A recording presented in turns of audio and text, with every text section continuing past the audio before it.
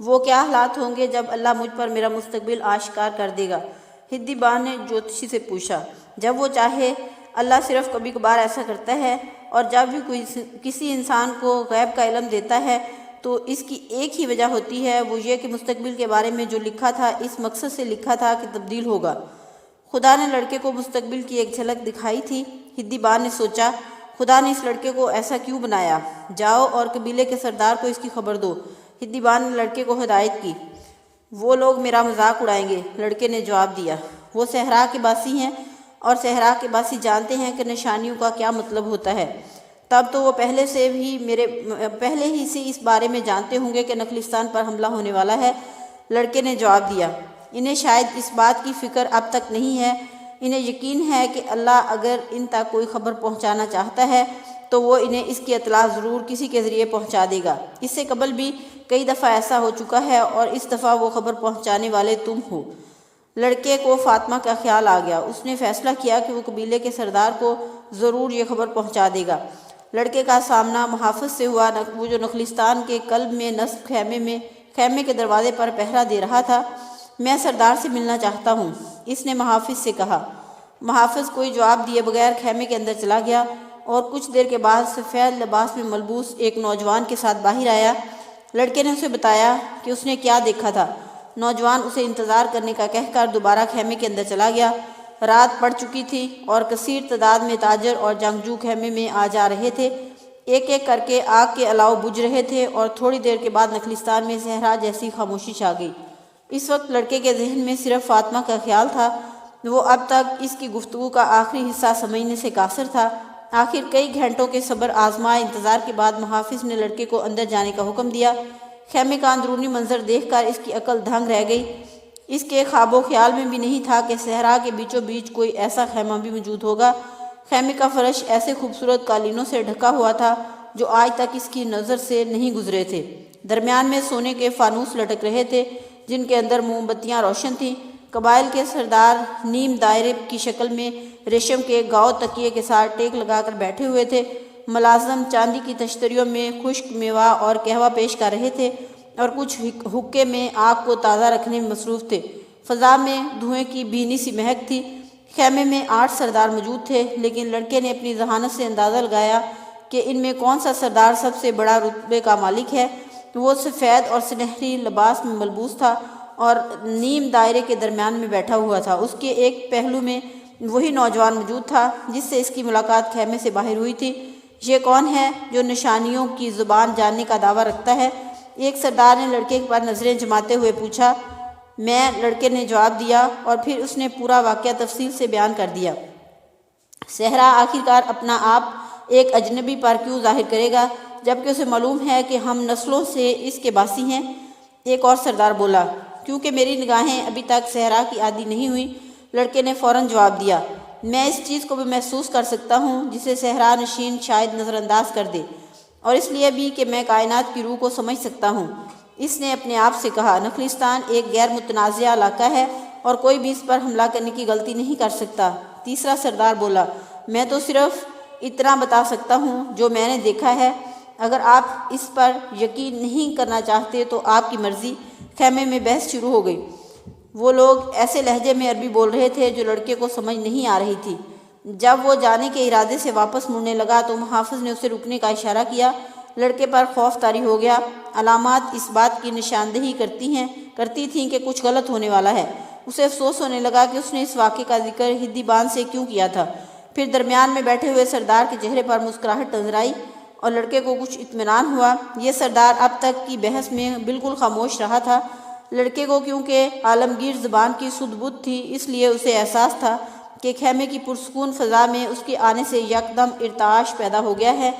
اب وجدان اسے بتاتا تھا کہ یہاں آ کر اس نے صحیح فیصلہ کیا تھا۔ بحث ختم ہو چکی تھی۔ تمام سردار خاموشی سے سردار کی بات سننے کے لیے ہمہ تنگوش تھے۔ سردار لڑکے کی طرف متوجہ ہوا۔ اس کا چہرہ بالکل سپاٹ تھا۔ 2000 سال قبل بھی ایک نوجوان ایسا گزرا ہے جو خوابوں پر یقین رکھتا تھا۔ بوڑھے سردار نے پہلی بار بولتے ہوئے کہا، اس کو پہلے ایک کنویں میں پھینکا گیا اور پھر غلام بنا کر فروخت کر دیا گیا۔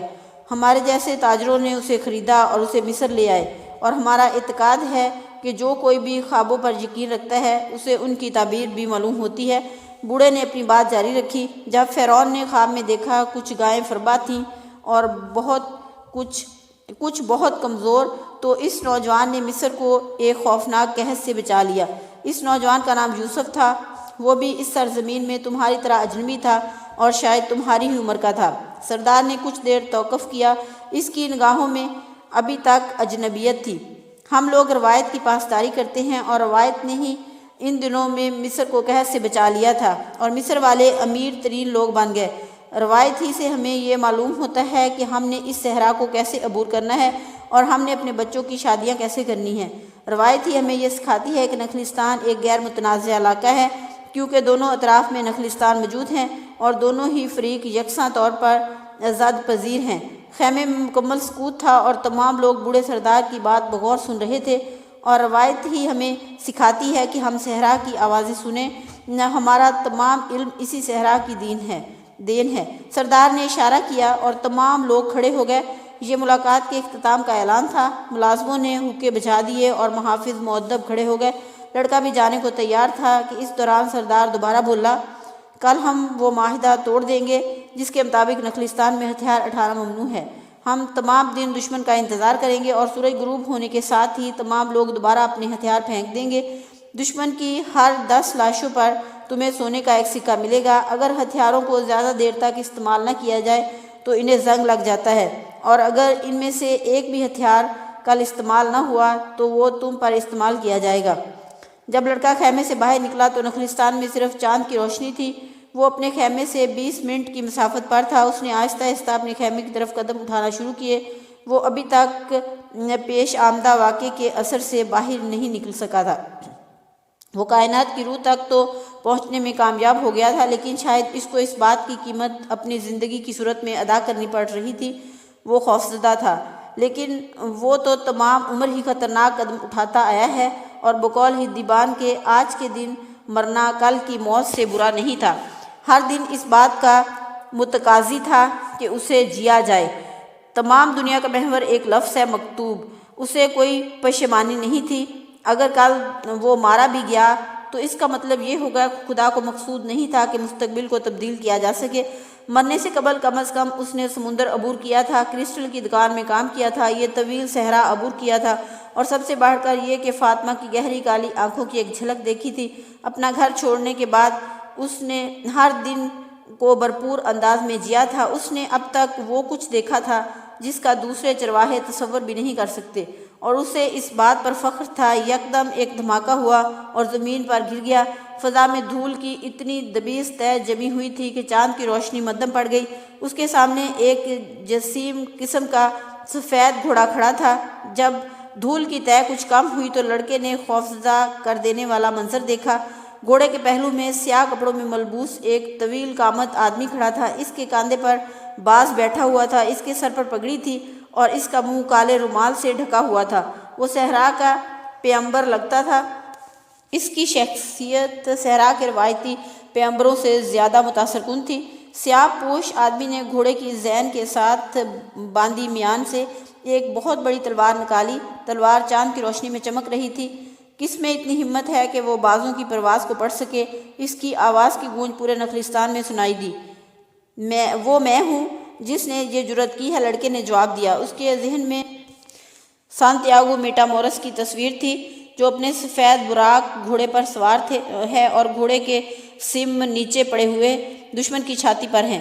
یہ آدمی بالکل اسی طرح لگ رہا تھا، فرق صرف یہ تھا کہ کردار اب بدل چکے تھے۔ میں نے جو جرأت کی، اس نے دہرایا اور اپنا سر نیچے کر کے اپنے آپ کو تلوار کا وار وصول کرنے کے لیے کر لیا۔ بہت ساری قیمتی جانیں صرف اس لیے بچ جائیں گی کیونکہ میں نے کائنات کی روح تک رسائی حاصل کر لی تھی۔ تلوار اس کی گردن پر نہیں گھری تھی، بلکہ اجنبی نے تلوار کی نوک سے اس کی ٹھوڑی اوپر کو اٹھائی۔ خون کا ایک قطرہ نکل کر ریت میں جذب ہو گیا۔ گھڑ سوار بالکل خاموش تھا اور یہی حال لڑکے کا تھا۔ اس کے ذہن میں ایک بار بھی یہ خیال نہیں آیا تھا کہ اسے اٹھ کر بھاگ جانا چاہیے۔ اس کے دل میں ایک عجیب قسم کی طمانینت تھی۔ وہ اپنی منزل کی تلاش میں موت کے انتہائی قریب پہنچ گیا تھا اور فاطمہ کی تلاش میں۔ آخر کار علامت سچ ثابت ہو گئی تھی اور اب وہ اپنے دشمن کے سامنے تھا، لیکن اسے موت کا کوئی ڈر نہیں تھا۔ کائنات کی روح اس کی منتظر تھی اور وہ جلد ہی اس کا ایک حصہ ہوگا، اور ایسا ہی اس کے دشمن کے ساتھ ہونے والا تھا۔ اجنبی کی تلوار لڑکے کی ٹھوڑی کے نیچے تھی۔ تم نے پرندوں کی پرواز سمجھنے کی جرت کیوں کی؟ میں نے صرف اس کا مشاہدہ کیا جو مجھے پرندے بتانے کی کوشش کر رہے تھے۔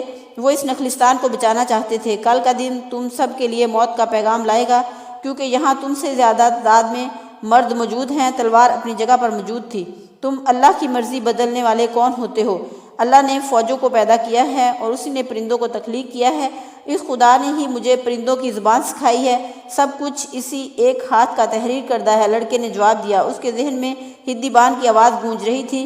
گھوڑ سوار نے تلوار نیچے کھینچ لی اور لڑکے کو یکدم سکون کا احساس ہوا۔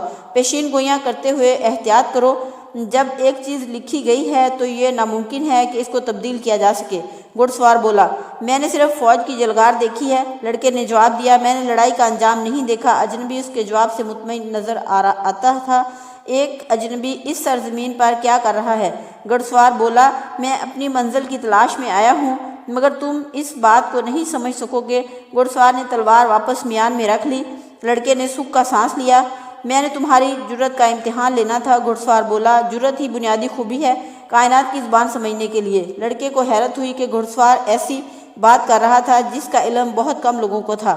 اتنا دور آنے کے بعد تم کبھی ہمت نہ ہارنا، اس نے بات جاری رکھی۔ صحرا سے پیار کرو، لیکن اس پر اندھا اعتماد نہ کرنا، کیونکہ صحرا ہمیشہ مردوں کا امتحان لیتا ہے۔ یہ ہر قدم پر چیلنج کرتا ہے اور جن کے قدم بہک جاتے ہیں انہیں ہلاک کر دیتا ہے۔ اگر جنگجو نخلستان پر حملہ آور ہوں اور شام تک تمہارا سر تمہاری گردن پر سلامت رہے تو مجھے تلاش کرنا۔ گھوڑ سوار بولا۔ اس کے ہاتھ میں تلوار کی بجائے اب کوڑا تھا۔ گھوڑے نے زکن بھری اور فضا میں دھول بکھر گئی۔ تم کہاں رہتے ہو؟ لڑکے نے سوال کیا۔ کوڑے والا ہاتھ جنوب کی جانب اٹھا۔ لڑکا سمجھ گیا کہ اس کی ملاقات کیمیا گھر سے ہوئی ہے۔ اگلے دن 2000 مسلح افراد الفیوم میں پھیل چکے تھے۔ دوپہر سے قبل افق کے قریب 500 کے قریب قبائلی نمودار ہوئے۔